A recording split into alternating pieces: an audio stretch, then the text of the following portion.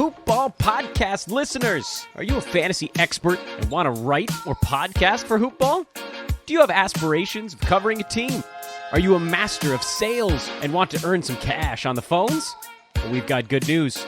Hoopball's recruiting. If you think you have what it takes, hit us up at Hoopball Fantasy on Twitter or by emailing teamhoopball@hoop-ball.com. Again, that's at Hoopball Fantasy on Twitter or emailing teamhoopball@hoop-ball.com.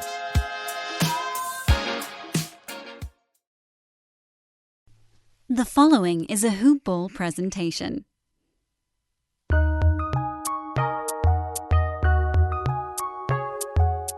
Welcome to the Fantasy NBA Today podcast.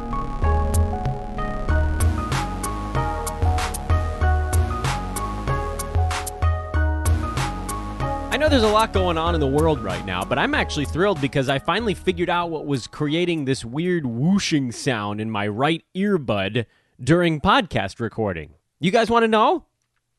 You don't? Oh, come on. I'm going to tell you anyway. It's my show. By the way, you're listening to Fantasy NBA Today. I am Dan Vespris, and this is a Hoopball presentation. But you'd never think it in a million years, but maybe I should have figured this out a long time ago. I use a very cheap mixer for recording these podcasts. It's nice. It's what I referred to as my travel mixer when I actually went anywhere or did any sporting events or, sporting events were happening at the levels that I do play-by-play for. And over time, and I still don't really know how this happened, but over time, the first microphone input, it's an XLR slot. I'm sure many of you give at least 7 rats' butts about that. It just started to fry. I still don't really know how it happened, but so I for a long time, I actually thought it was the headphone jack, and I would wiggle it around, and sometimes the noise would go away. But finally, I figured out that input 1 was just dead. Like something had fallen in it, or broken off in it, or it just got fried. And apparently, the whooshing sound, even though I have nothing plugged into that port, was if the levels are adjusted up on it. So there's something in there that's creating interference or static. And, I don't know what it is. Maybe I could get a little tiny vacuum in there or maybe get an air thing and try to blow it out. But, man, I made sure to just crank those levels all the way down and really pull that knob hard to the left. And now my ears are it's great. I don't think you guys could hear it on the pod. I listened to it back on other devices and I never heard it. But, man, it's hard to do a show when there's just some weird noise happening in the background, which I think is actually the way I've been described to people. Oh, Dan? He's that weird noise in the background. Good morning to you all once again. It's Thursday edition of Fantasy NBA Today. We keep our eye on the news, the NBA news, I should say. We'll keep our eye on all the news, but for this podcast, and the only NBA thing that broke overnight was that the Milwaukee Bucks are pursuing Bogdan Bogdanovic in a sign-and trade. And the only thing that broke yesterday was that the Pelicans are continuing to entertain offers for Jrue Holiday. I don't think Jrue gets moved, by the way, because, that's a team that, to me, with their current level of talent, which is they've got Jrue Holiday, Lonzo Ball, Brandon Ingram, Zion Williamson. This is a pretty good young team. There's probably not quite enough there to make the playoffs, but they're on the upswing.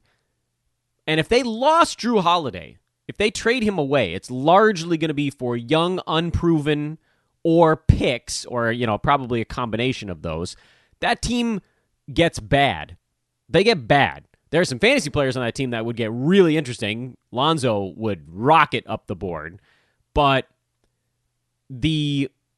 if you thought they had a chance to make the playoffs without Jrue Holiday, they have no prayer. If you thought they had a chance to play defense this year without Jrue Holiday, they have no prayer.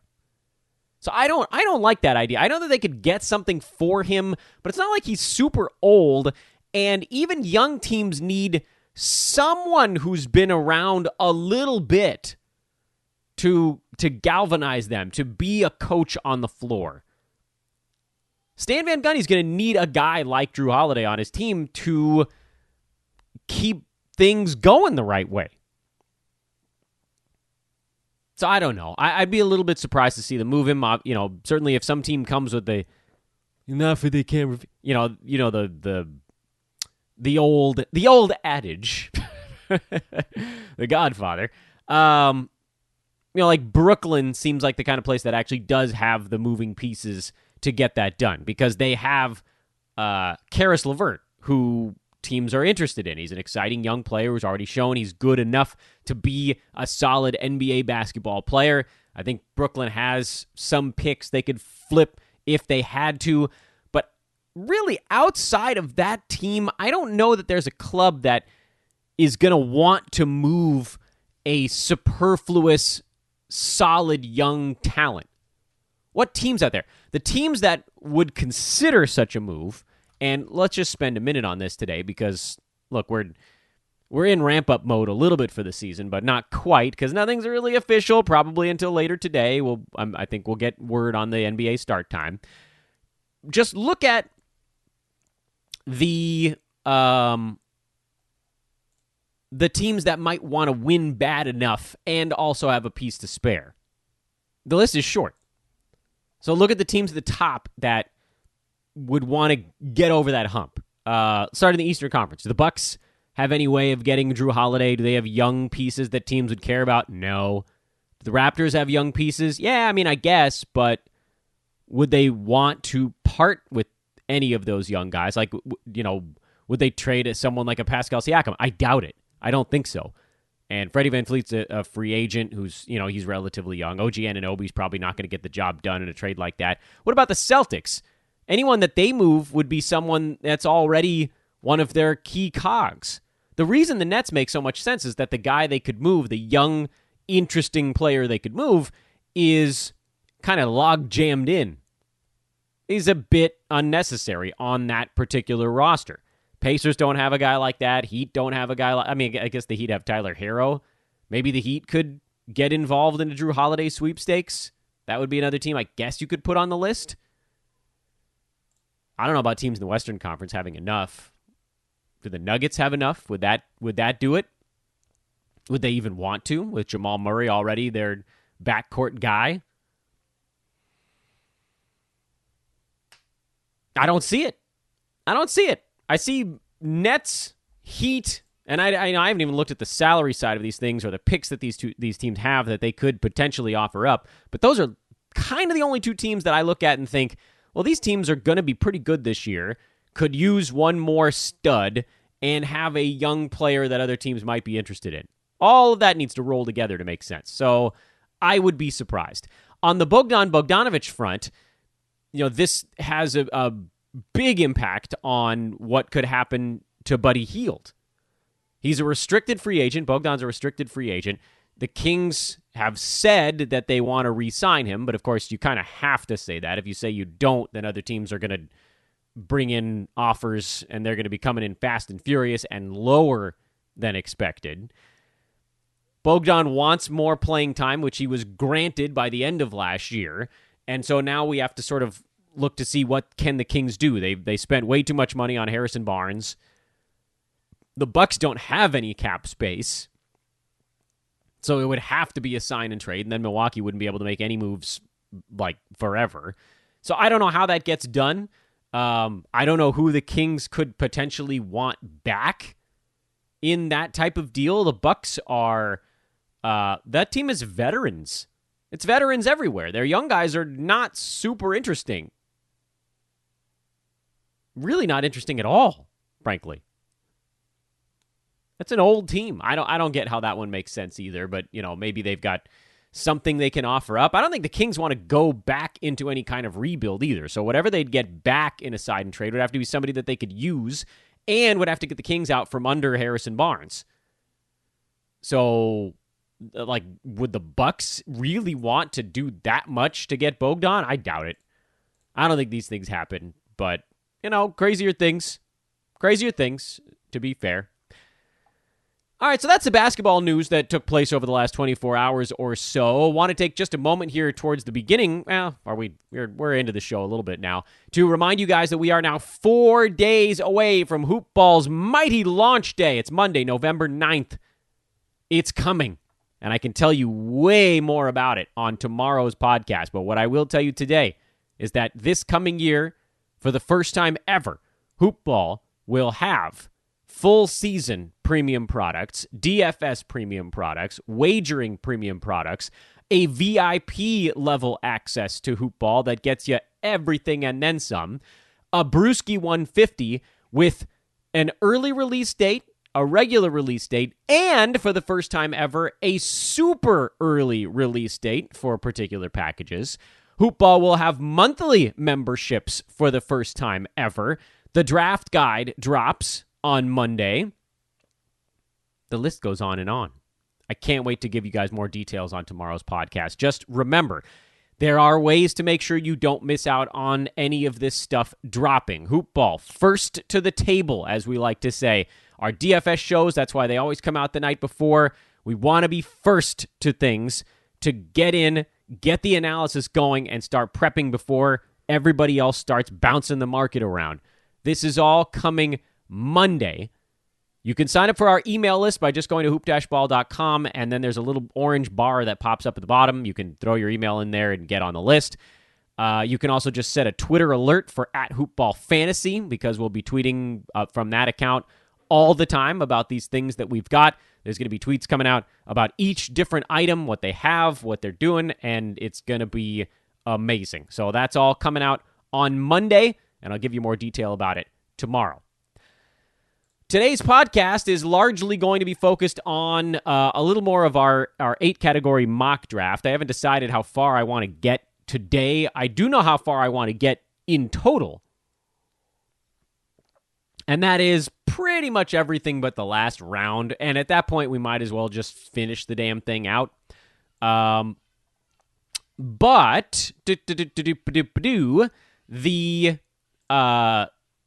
I don't know how fast we're going to move through things on today's show. So, we'll set a timer on stuff and we'll kind of see where we end up at different junctures, and we'll go from there. So let's dive right on in. Yesterday, we left off at Bogdan Bogdanovic. How unbelievably fitting, which I believe was pick number 90. And then, of course, news about him today. So thank you, NBA Universe, for bringing everything together in a neat little package like the end of a Curb Your Enthusiasm season. Pick number 91 in this draft. Again, this is 8-category, 12-team. It's an industry way too early mock. By the way, by the time we got to round 8 now, it's about a week ago, so things had started to pick up momentum in the December 22nd potential start date scenario. But again, we're at a part of the draft where that sort of doesn't matter anymore. And pick number 91 was Marcus Smart, which, honestly, he's never going to be an exciting fantasy pick regardless of format. You're never going to look at Marcus Smart and be like, oh, here we go. But he's always going to be decent. He was number 60 on a per-game basis in 9-category leagues last year. He turned the ball over about a little under 2 times per game, which put him a shade better than league average in turnovers, but because there are people that are a little bit better and a little bit worse, believe it or not, he was actually number 60 in both 9 and 8-category leagues. You don't see that happen too often, but that's where we were, even though his value did take a very slight hit. Averaged 13.5 points, 4 boards, 5 assists, 2.1 defensive stats, mostly in the steals department, but a little bit of the half a block a game. 2.5 3-pointers. Free throw shooting, he has dramatically improved over the course of his career. Still can't shoot from the field, and that's something you're just going to have to swallow if you're on the Marcus Smart train. I see no reason why he should be falling into the 90s. The Celtics are largely the same team. Kemba Walker is getting less healthy, not more healthy, and every time one player misses a game, Smart jumps into the starting lineup and posts better than top 60 numbers. So he's going to miss his 10 games from playing too damn hard. We know this with everyone on the Celtics, except maybe Jason Tatum.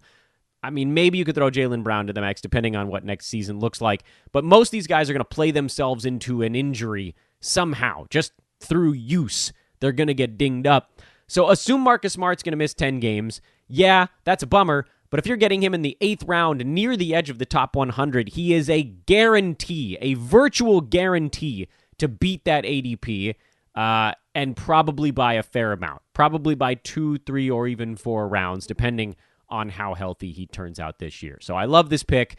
I don't know what the hell he was still doing on the board. People were getting fancy, and they just overlooked the very plain. He's kind of turned into an old man squad kind of guy.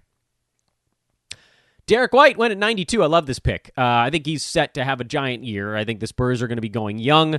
We saw how incredible he was during the bubble. This is a guy that is, he was number 138 in 8-cat last year, but he just didn't have any opportunity. He was on the floor 24 minutes a game. That number's going up. Usage is going up. All the good things are happening. The only question mark with Derek White is it going to be one of those years where things start very slowly and then ramp up to look much nicer as the year goes? Or is Pop going to give him his chance right out of the chute? I'm inclined to think that he gets a pretty good look right from the beginning, because it wasn't all DeMar DeRozan's fault that Derek White wasn't getting opportunities last year. Heavily, it was the Spurs, right or wrong, I'm going to say probably wrong, feeling like they had to play guys like Patty Mills and Bryn Forbes for floor spacing rather than just say, look, Derek White, you're a pretty good three-point shooter. Just take some. And they started trying that, largely in the bubble, and lo and behold, it worked. Now, it's possible he got better at shooting over the 4-month break. Maybe that was the only stuff he worked on during the COVID shutdown. But I think he's going to be really good this year, and I think getting him in this range is pretty reasonable because there's a lot of upside there. He has a really, really, really interesting fantasy game as a guard, able to score, rebound, assist, both defensive stats on good percentages. I mean, this is a guy who could literally be all good at all 9 categories. He could be good at all 9. Those guys are rare. And so those are guys you roll the dice on once you get sort of past the completely proven part of the book. He was the next guy on my board. All these names that I've read since I said DeJounte Murray is my last pick, my next guy would have been his teammate, Derek White. I love it. Otto Porter. This is an interesting one. I like it. He went at 93, and he is, this is the ultimate in bounce back opportunity. Guy on team with improved coaching structure, opportunity, maybe health after missing most of all of last year. I mean, if he's gone this low, I don't care what format you're in, you got to take him because we know Otto Porter has top 25 upside. If you can get a guy with top 25 upside in the 90s, you're insane not to. That's what we're talking about each of the last 2 guys, really. Jared Allen went at 94. I don't trust him as far as I can throw him. Brooklyn's going for it this year, which means the veterans are going to get their guy in there, and that means at least half the game is going to DeAndre Jordan. It's idiotic. Maybe Jared Allen gets traded. It's foolish. Like, they should be grooming Allen to be the guy, but he ain't there yet, and they signed DeAndre Jordan to a 4-damn-year deal last year, so it's not like he's about to leave town. He's going to play. So that's rough. I don't think I can dive into the Brooklyn center situation. I went Aaron Gordon at pick 90 or 101, which I've completely lost track of what I'm at. 1, 2, 3, 4, 5, 95. Sorry, what the hell are you talking about, Dan? Pick 95 was Aaron Gordon for me in this one. I'm gonna take some heat, I think, for this pick, and he was 119 in 8 category leagues last year, but he was also a tale of 2 seasons, meaning if you include October, November, and December, Aaron Gordon is absolutely positively not worth your pick, even in the late 90s. If you focused largely on what the Magic were doing as the season progressed and as their pace picked up, he was easily inside the top 90 over that stretch and getting better as the farther along you went. The Magic really, like around the All-Star break, revved up their pace a lot. Aaron Gordon was a top 50 guy in 8-cat after, slightly before and then after the All-Star break and pre-bubble. Do I think it's going to stay that good for him? No, probably not quite that awesome. But we've always known he has the ability to do a bunch of stuff in fantasy. His percentages are going to weigh you down a little bit, but he started blocking shots, getting steals. Passing was huge. He averaged 6 assists a game over his last 20 games this last year. So he's another guy to me that I think look, for years I've come on this show and I've said, poor man's Blake Griffin. And he was getting drafted in the 40s and 50s, and I was like, no, don't. Please don't. And now this is why fantasy drafting is so much like the stock market.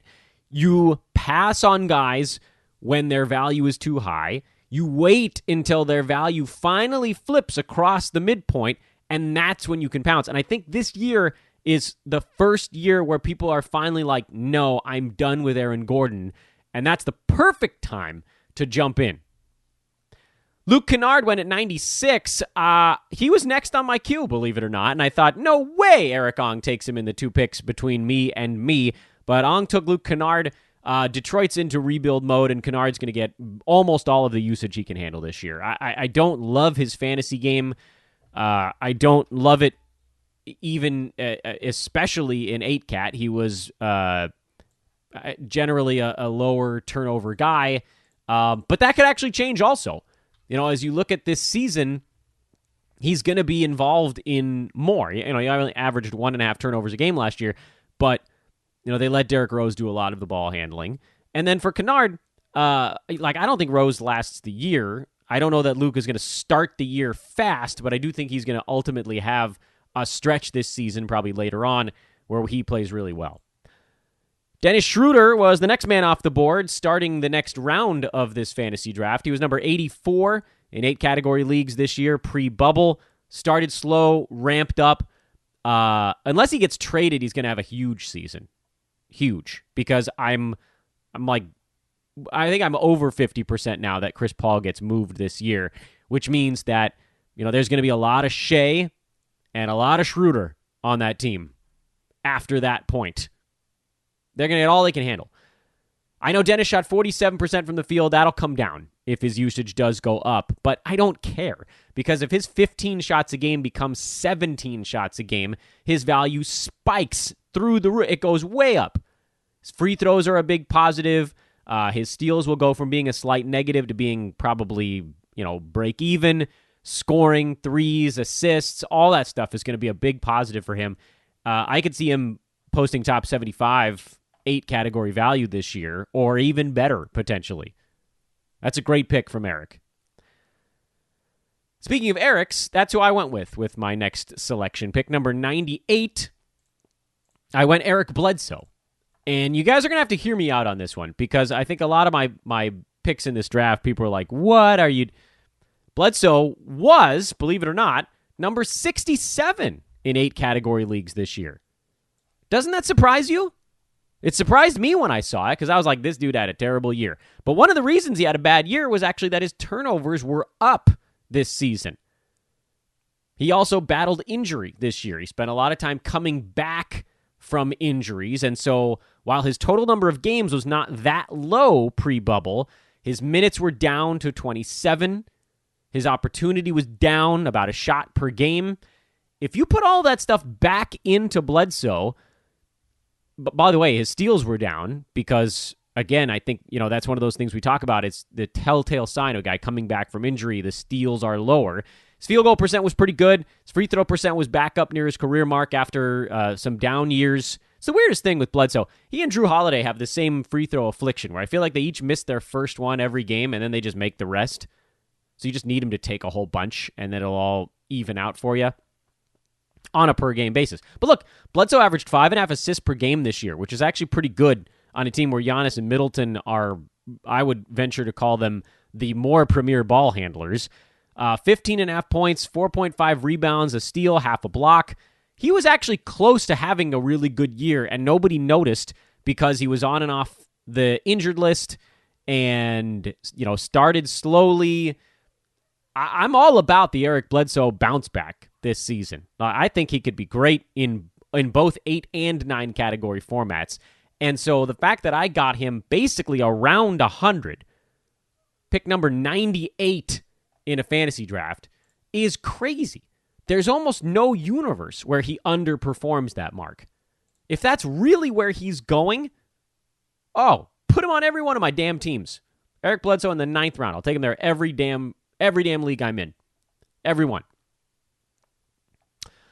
Pick number 99 was Julius Randle, and I'll admit, I actually thought about him again, even though he was easily the single largest thorn in my side last year. But I'm a 9 category guy on the whole, and in 8 category leagues, he was actually number 86 on a per game basis, and better than that by totals because he did, to his credit, pick up his game in the second half of the year. He wasn't great. His turnovers are still too high. Both of his percentages were still too low.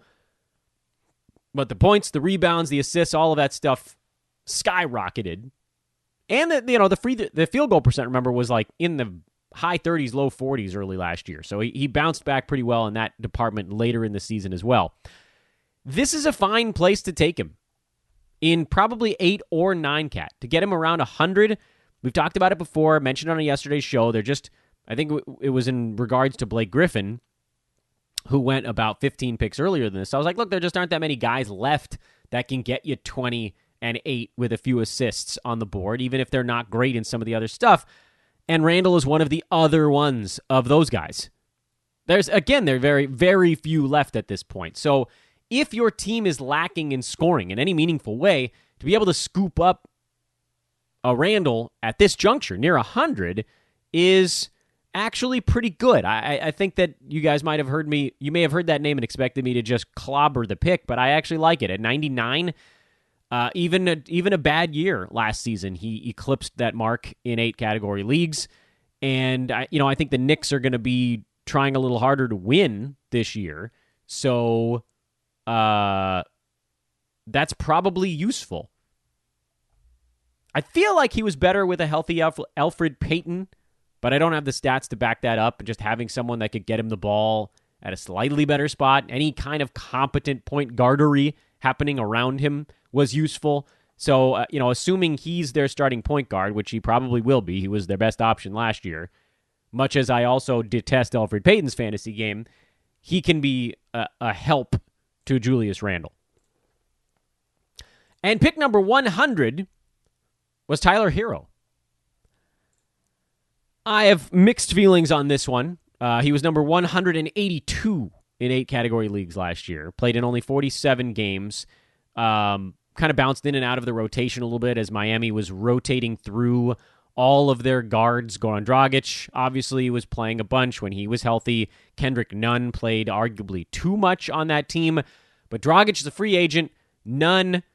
Hero has passed Nunn in terms of contribution to the team. And so it makes sense. We're at a point in the draft where you can take some shots. And frankly, once Julius Randle was off the board, I'm going to scan some of these names.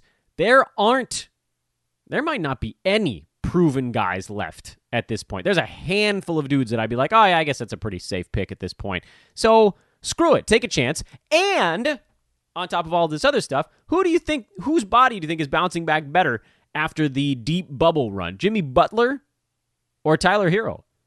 So all of those games where we're expecting Butler's going to have to sit out for rest, Tyler Hero's going to be probably the highest usage guy on the team on those nights. You could argue Bam, maybe, but he's a center. It's hard to have your center as the highest usage guy. So, I think Tyler Hero, his field goal percent is going to be duty this coming year if his volume is going to be going up that much. But as we talked about before, you take that bad with the better good. It's a net positive to have somebody's usage go way, way up, even if their field goal percent ends up being a drag. So there it is. That's your pick number 100. It's promo time on the podcast. I already told you about what's coming up in Hoopball on Monday. Set your clocks, don't forget. I also want to tell you guys that you've been amazing. with our partners, particularly manscaped.com and mybookie.ag. Quickly here, the promo codes for our two buddies. Sign up at mybookie.ag with promo code HOOPBALL. Let them know we sent you, and you can get a 100% deposit match bonus open. As I've said all week long, playing their free blackjack tournaments to win actual cash dollars. Football plays are up. They have a parlay of the week on the board right now. I believe that's a new promo they're running, which for those that are not big into betting, a parlay is when you have two wagers tied together. In general, it's considered a little bit of a sucker bet in general, because you need two things to happen for you to win your wager. But in this particular case, they're actually giving you opening odds. So while the total has actually moved down in the Packers-Niners game, largely because I believe some Niners have been ruled out due to injury and or COVID, you can actually get the spread at the opening number, which is Packers by 6. That's now up to Packers by 7.5. So you're basically getting a line that's 1.5 points better than what's out there. The only thing that hurts you is do you still think that total gets as high? So kind of a cool opportunity to get a line at the opening number. They have NFL player prop bets on the board. They have the tennis challenger competition. It's great. You got to check it out. MyBookie.ag. Promo code is HoopBall. And I'll tell you what, with basketball now close and college basketball not that far away, I'll bet you anything that they're going to have some odds boosts kicking in for sports returning. So make sure you're a part of the fun. MyBookie.ag. Promo code is HoopBall. Also, get your Lawnmower 3.0. As I mentioned on yesterday's show, we are so happy that we have re-upped with Manscaped for another few months, and that's thanks to you guys. So let's keep it going. Manscaped.com. The promo code there is HoopBall20. You get 20% off and free shipping on your order of whatever you're getting of Manscaped.com. They got the lawnmower, which is the trimmer. They've got a nose hair trimmer. They've got a nail kit, boxers, t-shirts, deodorants, powders, anything you could want for male grooming, they've got at Manscaped.com. It's going to make a great holiday gift, so you can start thinking about that. The holidays are right around the corner. Promo code again, HoopBall20. Very appreciative of you guys getting stuff from our sponsors. That's how we are able to keep them on board. It helps power the locomotive here at Hoopball and helps us continue to grow. One thing that I'm kind of interested to see as we now are on the cusp, seemingly, of getting confirmation that the NBA is starting on December 22nd. It sounds like everything that came out yesterday was like, it sounds like it's an inevitability. It's about to happen. And I don't know why. Listen, I was arguing with people within Hoopball about this. I was like, look, guys, whatever numbers, like you might not believe that it's $500 million. You might not believe that it's $1 billion losses. It's big to start late and run late. It's big because it costs you this year and it costs you during following years. And there's the possibility that it would cost you with fan revenue if there's a handful of people even in the arenas for games later on this season. It's a big deal. And I typed it in some Hoopball group chats. I was like, look, here's what's happening. You have a handful of guys who are older and have made enough money where the time off is more important than the higher salary cap. You have a handful. No question. And by the way, I'll say it again, they are right to feel that way. It's a quick turnaround. The NBA Finals ended, a month ago? Less than a month ago? It's quick if they're coming back in a month and a half for especially some of those old legs. Guys like LeBron. Even Anthony Davis, who's not an old guy, but he's been around for a little bit now. Jimmy Butler. Peel it back around to the previous series. There are enough guys on those last 4, even 8 teams that would be like, look, I'm gassed, man. We need a little bit more time. But that still leaves 22 teams, in my estimation, that want to get back early. And guys on those 8 teams that we already talked about that want to wait, that probably don't want to wait and don't want to talk about it. Because they're like, look, what are they going to do? They're going to go to Braun and say, hey, man, I know you've made $300 million, but I've made 2. I kind of need us to get back. I need my next salary to be $2.5 million instead of 1 and change or whatever. So we always kind of knew on this podcast, and the only hedge I was like, look, maybe they agreed on some in between. They go January 1st and try to ram in the 72 game season. But right from the get go, I was like, look, if that money is really on the line, they're starting on December 22nd, and it really, really does. It really does feel like that's about to happen. I kept expecting it was going to drop during the recording of today's podcast, but it hasn't yet. And so just keep your eyes glued to Twitter over the course of today. Follow at Hoopball Fantasy. That'll be a spot. You'll see it. Obviously, Woj and Shams will get that tweeted out when it breaks. And I think we'll probably know by later on tonight on a number of things going on here in the U.S. The thing I was curious about is, are we at a point now where people are hearing that the NBA is coming back soon and starting to pay attention, or does it really need to be etched in stone? Is the announcement probably later on today going to be the thing where people are like, oh, damn, and then start paying attention again? I don't know. I don't know yet. But I will say this. This is the first week, and I know this is a dumb metric, but this is the first week where my followers on Twitter have gone up by anything that's not like a nominal fluctuation. For about when the NBA went into the COVID shutdown, over the next 3 months, I think I lost about 150 followers. I think it was probably bots, if I had to guess, or people that are just like, I don't want to hear about NBA right now. And for the next 4 months, my followers have pretty much stayed exactly the same. They've gone up by 6, down by 6, up by 5, down by 4. This is the first week where it's gone up by like 15 or 20, which makes me think, and I know these are not big numbers, but it makes me think that people are now starting to tune back in. So if that's the case, welcome back. We've got some real cool stuff for you coming up here over the next few weeks. Tune in again tomorrow. We will continue to break down the Hoopball Industry Mock Draft. Might have a guest on the show. Don't know yet. That one is yet to be confirmed. And then we'll roll it around, and damn, by Monday, then it's Hoopball Draft Guide time. Hell yeah. Have a great Thursday, everybody, whatever you're doing out there. Should be a really interesting day for so many, many reasons. Big news coming from the NBA, possibly from the world.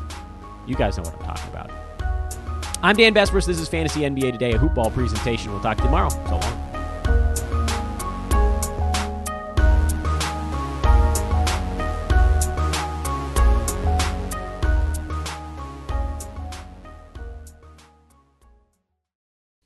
This has been a Hoopball presentation.